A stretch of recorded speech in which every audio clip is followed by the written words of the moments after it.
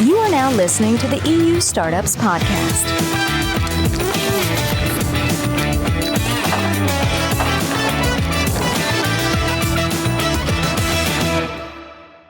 Hello, and welcome to this episode of the EU Startups Podcast. As always, I'm your host, David Garcia, the editor at EU Startups. Today I chat with Karin Fleck. She's the CEO and founder of the Vienna Textile Lab. Now, as the name implies, this startup is out of Austria, and they develop color pigments for the textile industry. The way they do this is through a process of living factories, as they refer to it, which are microorganisms that process colors from a development of biotech. Now, we were able to chat over the application of the textile industry within the broader sector of Europe and even nationally in Austria, the way that the textile industry is impacting sustainable initiatives, how they're measuring up, the fact that so much of the greenhouse gas emissions, a large percentage, 10%, I believe, comes from the textile industry, and the way that her company is helping address all of this, including her own background, which blends corporate understanding and scientific background to kind of develop and found this company in 2021. We also chatted over her involvement in the Women TechEU program. She was one of only 160 winners selected from almost 4,000 applications over the previous 2 years. This means that she was one of the top 4% of successful applicants. Women TechEU is an EU-funded funding scheme which supports women-led deep tech startups across Europe. Selected applicants receive a combination of 75,000 euros in a non-dilutive grant and a 6-month tailored business development proposal. Women TechEU helps early-stage innovators accelerate their growth through services such as one-to-one mentoring, business coaching, investor connections, networking opportunities, and support in tapping into further EU funding. By opening doors for diversity in deep tech, Women TechEU is one of the most impactful tools helping to shape a more competitive European ecosystem. Hello, Karin, and welcome to the EU Startups Podcast. I hope I pronounced your name correctly. Perfectly. Thanks for inviting me. Yes, it's our pleasure. As we spoke about before recording this, as part of our relationship with Women TechEU to kind of bring founders and entrepreneurs that have benefited from their program out to our own audience and kind of just dig a little bit into who you are and what you do. Now, I know who you are and what you do, but for the sake of our audience, if you just give us a little summary, that would be very appreciated. Yes, so about myself, basically, I'm the founder and CEO of the Vienna Textile Lab. We are a biotech fashion tech company that focuses on the production of microbial pigments for the textile industry to sort of replace synthetic dyes to give an alternative route for new colors in the textile business, but also beyond that. And about myself a little bit, I'm actually, as much as this is a biotech company, my original training is I'm a chemist, and I used to work in the dark side. So I worked in oil and energy before, and sort of switched then to hopefully a bit more of a sustainable kind of business model. Okay, so you do bring kind of a scientific background to this, right? Yeah. Also managerial background. I was a manager for many years, and then I started this business, and it's just also a different way of managing because you're really responsible for everything. So then what kind of led you into creating this company? Because, in my preparation for this episode, I see a lot of the statistics you guys have on the pollution of the textile industry and all these very eye-catching figures. So then you said you worked in oil energy. Is that kind of where that understanding came from that led you to create the company? Actually, much earlier. When I was in high school, before my final exam, I actually graduated in chemistry, and my special area was dyes and pigments. I was really impressed by these chemical substances because you don't need much to color something. That's basically the definition of a dye and a pigment. There's a lot of colored substances, and they can be used in many areas. It's not only for textiles, but also in medicine, in defense as well, but also for environmental issues. And I was really impressed, and I thought, oh, this is really cool. I want to study about this. So I started studying chemistry. And then at the end, chemistry nowadays doesn't have much color chemistry in it. So there was a bit of a bummer. Yeah. And later then in life, I came, basically, yes, oil and energy, the business like heavy impacted me. So it was super interesting to work in this business, to learn how everything is connected and how much we are depending on fossil fuels. But the other thing was that I was allowed to participate in a competition called the Climate Launchpad, and they ask for a business idea, and this was sort of then full circle with coming back to my color idea. So it was sort of revisiting kind of a childhood dream. Okay. Well, talk to me a little bit more about the fossil fuel angle here, because as I said before, I looked at statistics and it surprised me actually to hear how impactful the textile industry was. One number that kind of came out to me was this, that the industry accounts for 10% of all global greenhouse gas emissions. That seems like a large number. So, and I think that will surprise a lot of people to hear that. So can you kind of like give us a little bit more info and background on maybe why this is so important and why it's affecting us the way it is? So one thing, this CO2 number stems from the materials that are used in the textile industry. So you have on one hand, you have fibers that maybe are fossil based, like polyester, for instance. And that's like 50% of the textile market is basically polyester. But also from agriculture. So even like growing cotton requires agriculture that also has an input. And then on the other hand, it's more deeper into the industry. You have the dyeing process, and dyeing fabrics, yarns, fibers requires normally a lot of heat, and heat is basically, you can put that equal to CO2. But also the chemicals that are used in the dyeing process. And it's just not it's basically not only the dyeing process, the whole process is called the finishing process.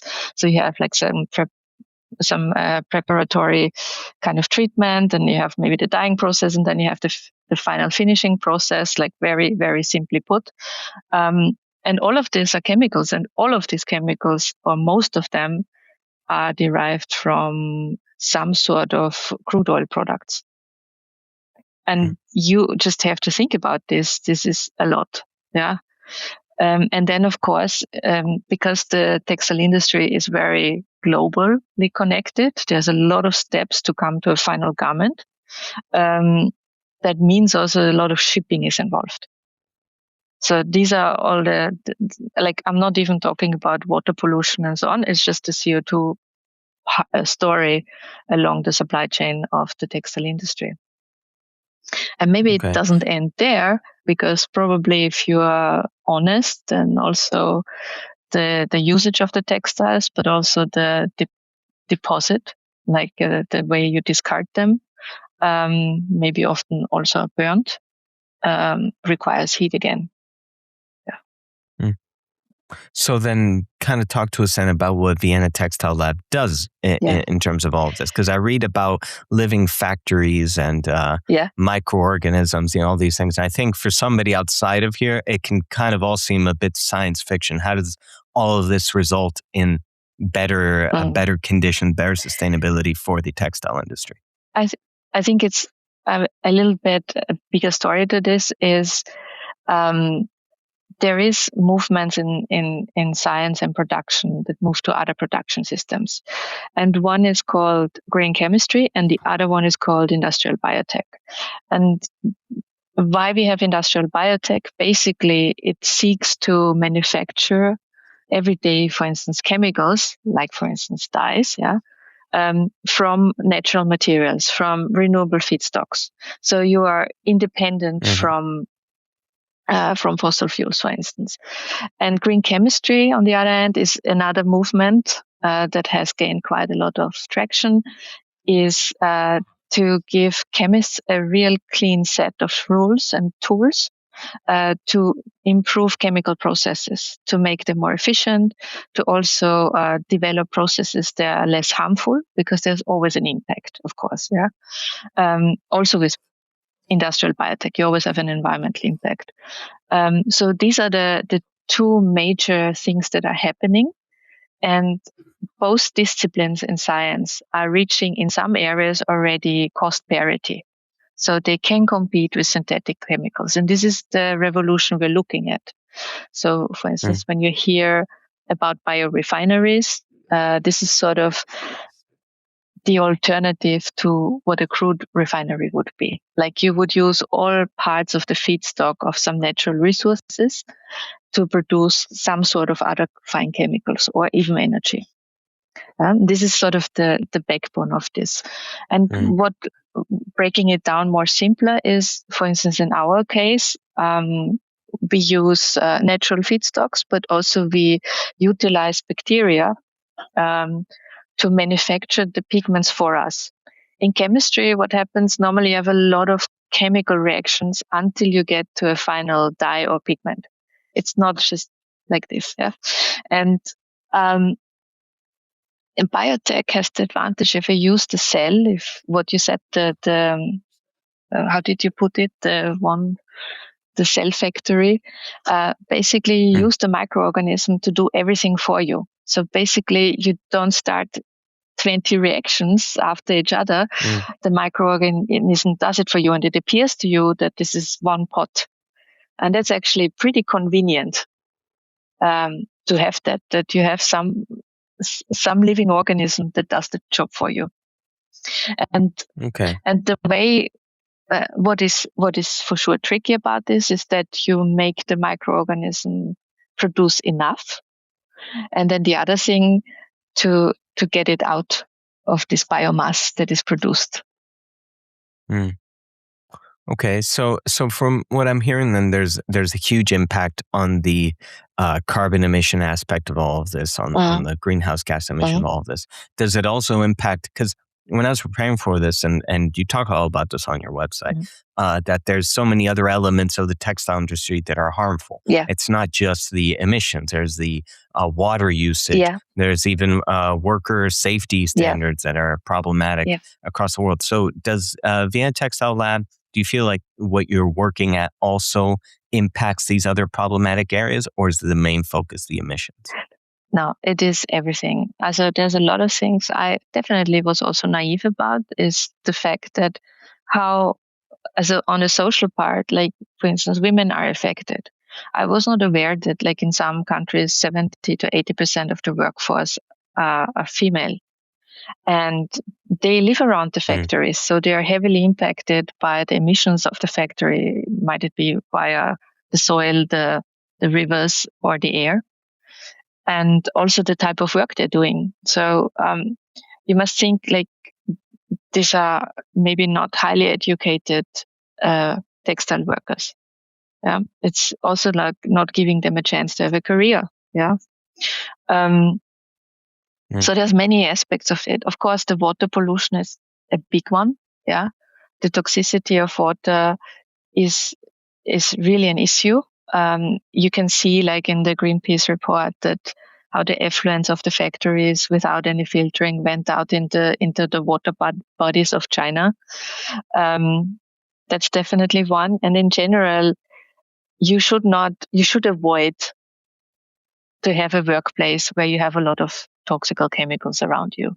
If it is possible, you should be replacing them with either less toxic or with no toxins at all. Yeah. Well, this women thing is interesting. I hadn't thought about that, and I hadn't read about this, and that is kind of an angle there. And I think it naturally bridges us over maybe to the Women TechEU topic of our conversation, which I think is crucial here to chat about. And it's just, I think it's interesting to, because, at Vienna Textile Lab, you were founded in 2017. 21. Right? Yeah. We were 21. Yeah, oh, okay. we started 21, in 2017 and we were founded in 21. Yeah. Okay, 21. So then, how has support like the Women TechEU kind of grant helped Vienna Textile Lab grow? Maybe even just apart from the money wise of things, because you're not the first that we've had on the podcast here. And I did catch that there was an element there that maybe it kind of went beyond the funding. So in general, I'm super grateful that this kind of women initiatives exist. And it depends really on each and every country how women entrepreneurs are treated, how they are seen, etc. So I think the visibility to be part of the program is one major thing. It's really something like a plaquette, something like that you can show. I think visibility is something really important. The other thing is, specifically for my Women TechEU journey, it really allowed me to regroup, refocus, and make a better strategy for my business. It really allowed me also to exchange a lot with peers, but also with the trainers and the whole organization. And I really value this because it can get sometimes very lonely as a founder. There's not everything you can discuss with your team members because it highly affects them, of course. And to have a sounding board or to have other people that sitting probably in the same boat like you, maybe in a different business, maybe in a different sector, but probably come across that, it is extremely helpful. So these are, I would say, and of course the mentoring. So I cannot emphasize enough how important mentoring is. I have received that throughout my business career, even before I started the Vienna Textile Lab. And I see this makes such a big difference. And also to understand that this is not just training or anything. It is really like a professional way of being a manager, to have a mentor, to have maybe a coach, to have somebody to talk to and play things over and over again with. And what about industrial adoption? Has this kind of program helped to kind of introduce you to partners, people like that might be interested in the technology? In my case, maybe not so much because we had already very good connections to the industry. That wasn't. So the challenge with us is more to refocus, because when you enter the industry, it's quite easy. It was at the time when there was a lot of need for this novel material.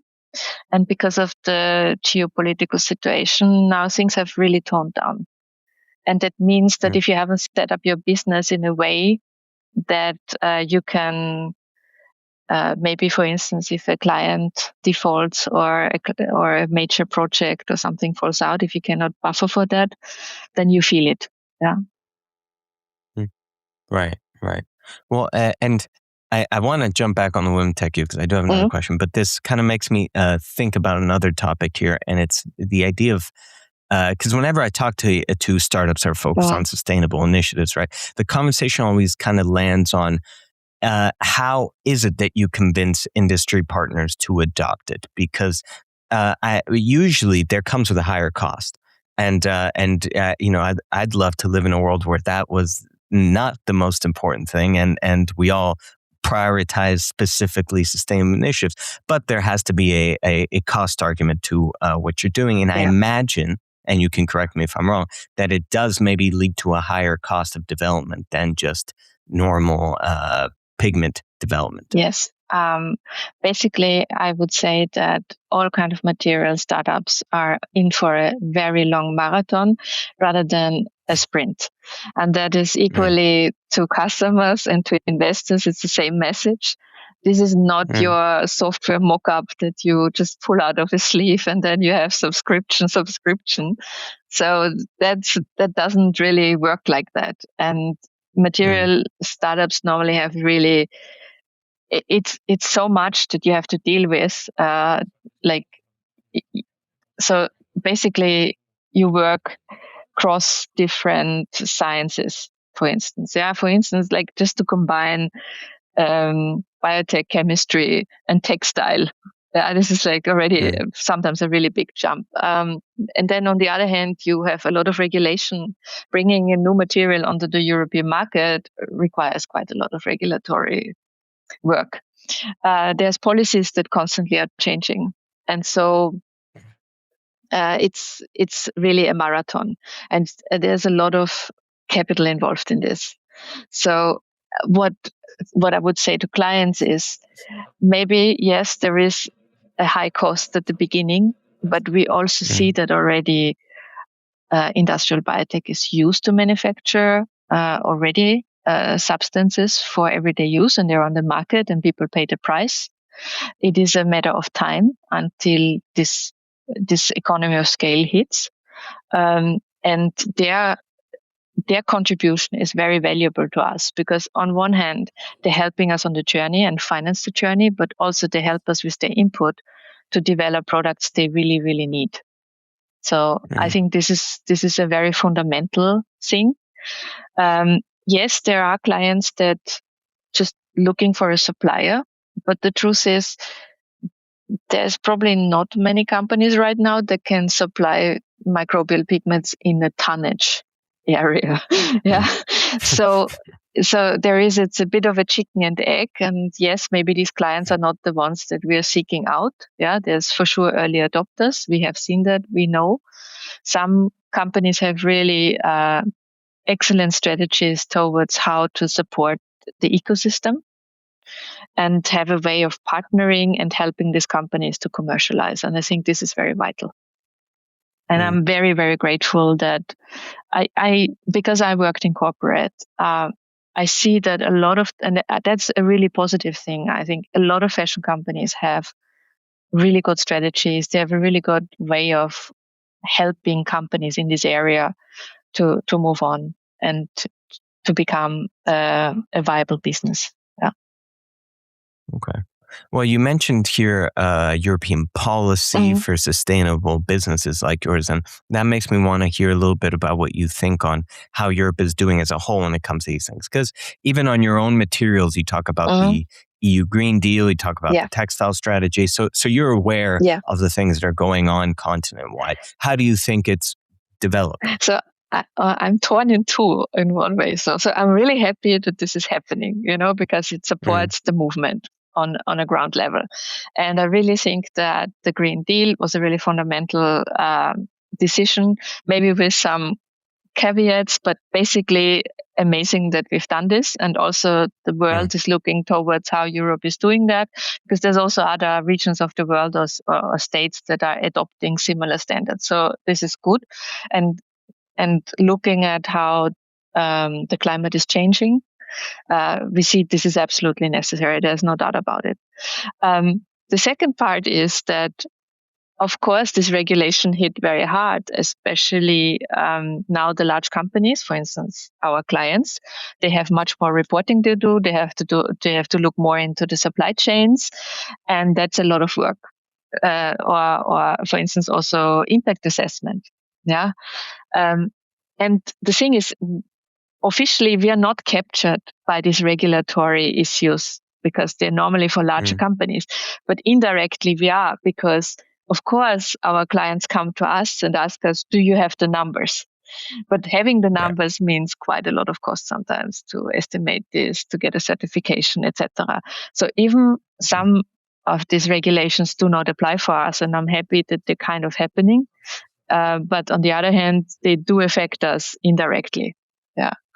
So that was something like we felt immediately, because every client that sat down, they wanted, for instance, an impact assessment or input and life cycle assessment. And yes, this is fine. This is what we do, but we are not that large of a company that we can dedicate a full workforce just on life cycle assessment. Right. No, of course. Yeah. And shifting a bit, I guess, here into the thesis of the company, because I think that's interesting too. Because as I say in the research, you actually you quote a lot of things and you reference a lot of things that I didn't know about, and in particular are these kind of environmental, social kind of disasters and things that you've seen. You talk about the Rana Plaza disaster in Bangladesh, the Greenpeace publication Dirty Laundry. So, how did these kind of influence the way the company developed itself? Was that from the very beginning that you that it pushed you forward, or are these things that have come along the way? Yeah. So I think when you are in this topic, you have to really dig deep and understand what is there and where there is valuable information and who has done the work for you. And I think fundamentally, Rana Plaza, that was a huge tragedy, and that really highlighted the social issues around the fashion industry and fast fashion particularly, but also the Greenpeace reports. Like, this was the first of its kind. Many followed afterwards. I really invite everybody to read that, because it was so fundamentally, I mean, people knew that textile industry had issues, but it was the first time they really connected the brand with the damage. Like, there was no way out of it. You could not discuss yourself or say, oh no, we didn't do this, we didn't know about this, and sort of in German we would say the cat was out of the sack, so you couldn't put it back in. And I think these two events were quite fundamental, in my opinion, were fundamental for the industry, because that meant the fashion and the textile business had to change the narrative, and they had to address it. They could not just brush it over anymore. And it also triggered a lot on the consumer side, because it was seen.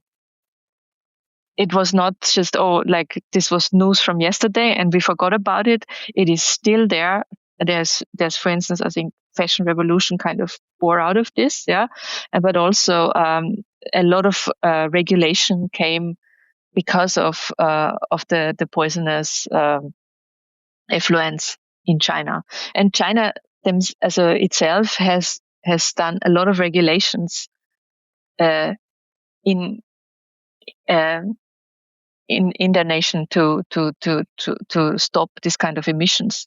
So even a country like China is acknowledging that there needs to be some change, because there is, even not apart from the environmental downturn, there is also an economical factor on this. And I think this is where it comes always down to. Whenever I read, whenever I see this, there might have others, but for me, these are the two things that are really core when things started to change and the industry noticed we have to do something. How fast it goes is another story. This is like up for discussion if this is good or bad. But I think it is now clear that they have to do something, and they are on the track record. And as I mentioned before, the strategies of a lot of big fashion conglomerates, they show that they are incorporated that in their corporate strategy. Do you feel that we're doing enough then to kind of combat all of this? Well, the thing is, corporate is a bit of a different life cycle, I guess. You would think that, the one thing I realized working with and meeting fast fashion companies is they talk faster and they think faster. So you might think it should go faster. So I'm a bit challenging this, like if they would apply the same rigor to what they've done in their collections, it would be good to do that on the sustainability side. It's a bit of a cheeky comment, but I think there is a lot happening. I've seen this. I'm very impressed with a lot of investments. But on the other hand, I also have noticed the geopolitical issues, like apart from COVID, the Trump presidency, of course, the Gulf War. This is things that heavily impact the industry. My feeling was that COVID sort of was manageable, but the moment the Ukraine war happened, or there was really, you could see they were exhausted. And when it comes to the survival of some of the companies, you see that this is then sustainability normally comes last. Okay. You go ahead. I think what maybe on the fashion side, you notice is there's a lot of rotation and buying of fashion brands. So it seems to be there's also now a bit of peaking, like a lot of these designers left the brands. no designers came in. This is also always a sign maybe there is some change, but also like that some companies merged or took over. So there is also sort of a movement, and you can see it also in the stock prices. You can see the industry is not, but in Europe particularly, performing well. Yeah. You mentioned there before that that you were seeing a positive flow of funding for for these kind of initiatives for sustainable businesses, and that brings me, I think, to an angle that I sometimes like to bring up in these conversations, which is our own coverage, and in respect to your own sector. And just at a quick look, I saw it this year. We saw close to around 10 million that went into funding this year for businesses like yourselves. There's Octarine Bio is a big round. There's Parksol is a big round. So where do you see your sector moving? Do you feel that it's indeed flowing the right way, that there's the right amount of money, that there's the right amount of innovation going on, or are there gaps that you're still seeing?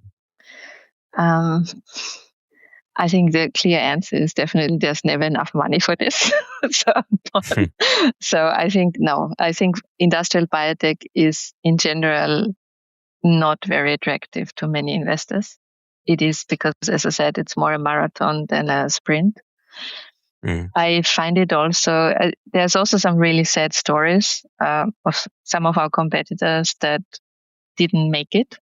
And I find it more concerning than I'm not happy about this, because the market is big enough, but also it shows that the interest is fading. Yeah. And you see the shift towards other areas, like, for instance, AI. And of course, this is totally different horse, AI, than materials. I would call, we are all in the material tech industry, and that's really an issue. I do believe that even though these numbers look good for these companies, like the question is like how many didn't, and also is there a financing after the funding runs out? And we see a lot of issues there. It's very hard for companies to raise even later rounds. And I don't even want to start about like seed financing in this field. Yeah. And I think it's sad. I know, okay, there's an economic situation. You have to adapt to of the greater context.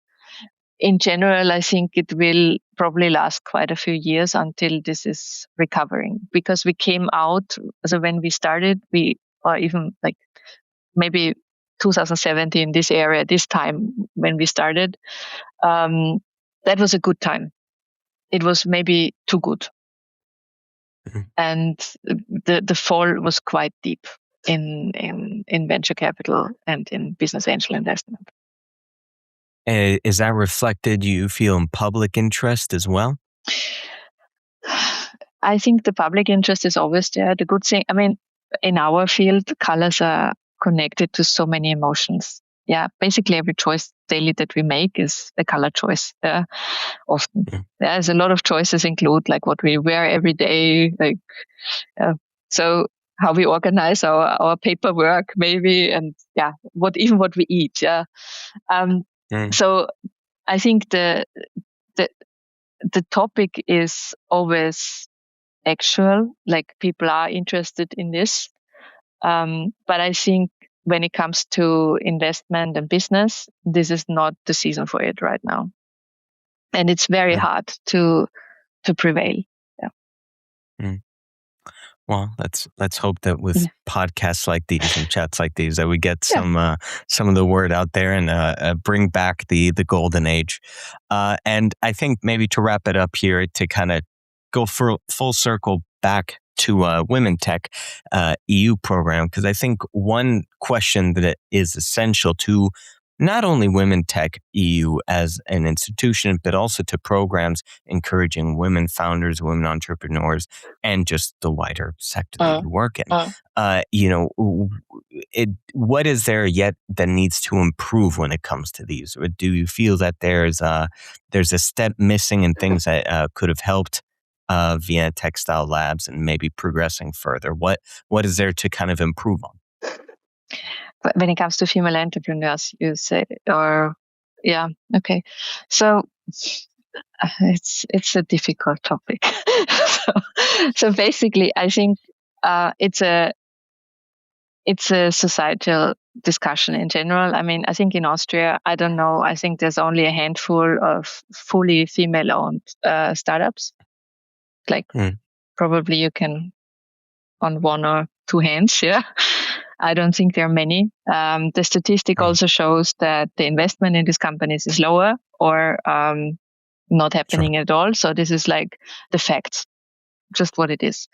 For instance, when I look at Austria, they do quite a lot when it comes to female founders to promote that you get extra money for funding if there's a female founder involved in the company. So I think this is very early. That is a discussion when you start a company, there should be a female founder. In general, I think that this is on an institutional level, it's important. I think the programs like Women TechEU are super, super, super important. I see also when I was engaging with my peers there is how less, I mean, I was lucky. I came from industry before. I was a manager before, and I went through a lot of training and support, and I knew what is out there. But a lot of the discussions with the women in the program, for instance, is maybe it was the first time they had mentoring. Maybe they never had a training. Maybe they never even know you could just take a coach. Yeah. And how to use mentoring. I was actually, before I started the company, I was running a mentoring program for women for 2 years. And it's like, I knew this is important, but running it, like bringing mentors and mentees together was super, super exciting. And you could see how these women were leaping forward. And I think these programs, like when you are in the startup world, there's often not much money for training. Yeah, you don't send, like in companies, like in large corporations, you probably send to a lot of conferences and so on. And here, the money is a bit scarce, yeah. And I think there's these two things: it's training, maybe specifically on topics, yeah, on factual topics, but also on the personal development. Because to be honest, a lot of the founders are very young; they come straight from university and have never led before. And suddenly they have to be these super wunderwutzis that manage everything and know what to do and have the business talk and whatnot. And and you can get easily under the wheels with that.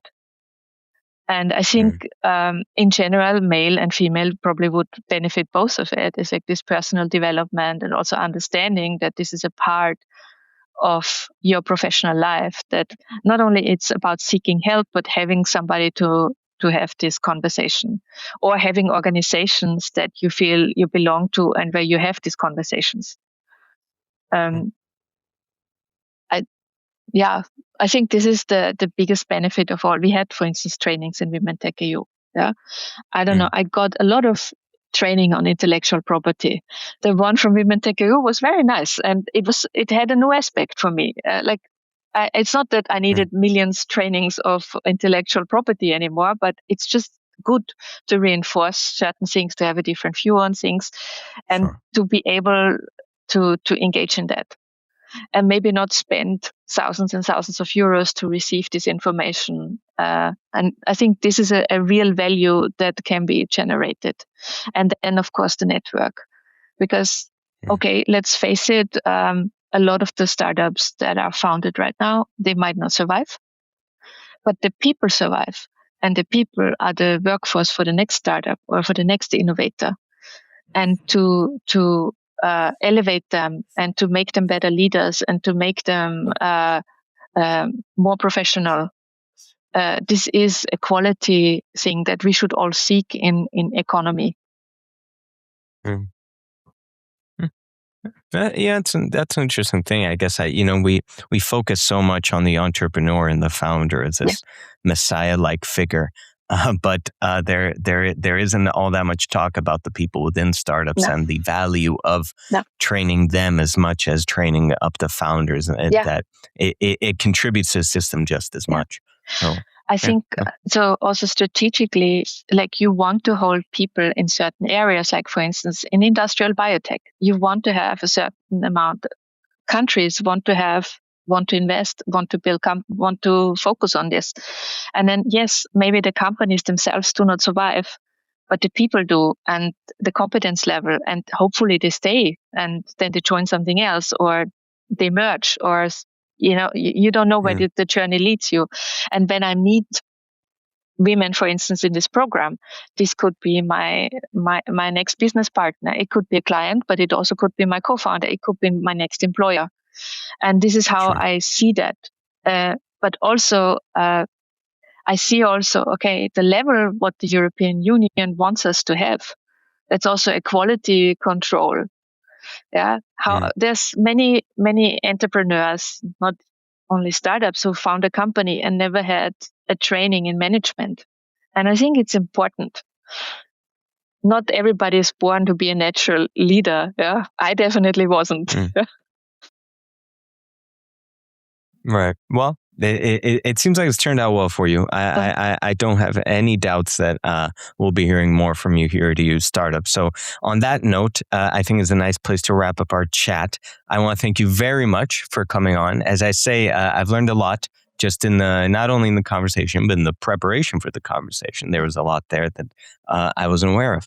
So I want to thank you for that and for coming on. Yeah, thank you for having me. This was very exciting, and I like to have a bit of. I really, from the bottom of my heart, I really enjoyed the Women TechEU program. I also believe that this is really, really necessary. It's a bit sad that it is, but on the other hand, I'm really glad that a program like this exists. Thank you. Great. No, of course. Thank you very much. And hopefully we'll keep in touch. Yeah. Okay. All right. Chat soon. Bye.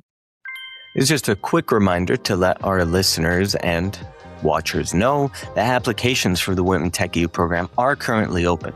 The eligibility strand remains open until the 13th of July, 2027, with weekly cutoff dates. Eligible applicants can then proceed to apply for one of the 4 full submission deadlines that will be issued over the next year, with the closest being the 16th of September, 2026. If you're a woman founder leading an early-stage deep tech startup in an eligible country, visit the Women TechEU website to learn more about the program. Check your eligibility and apply.